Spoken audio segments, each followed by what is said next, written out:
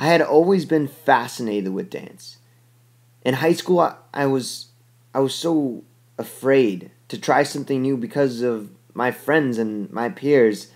They humiliated me at just the idea of trying to dance. And it made me so afraid, I decided to put my desire aside.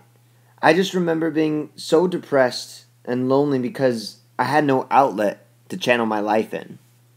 I decided to fuel all that pain and abuse and all the insults into my outlet of dance. I could have definitely given up on everything, but there was something inside me, some kind of energy that encouraged me to fight for what I believe in.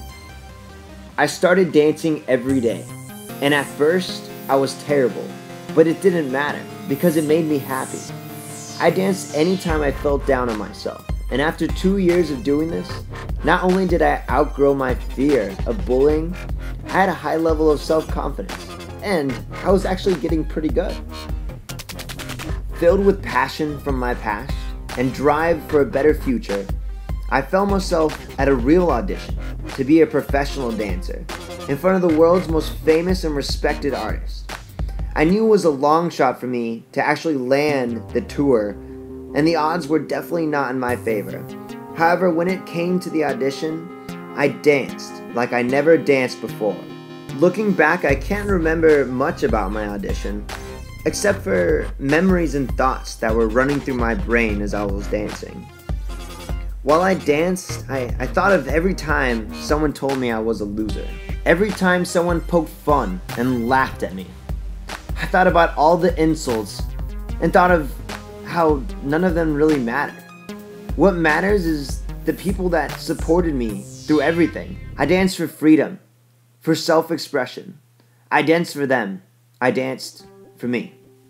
It was a miracle, and I was able to tour for a whole entire year as a professional dancer.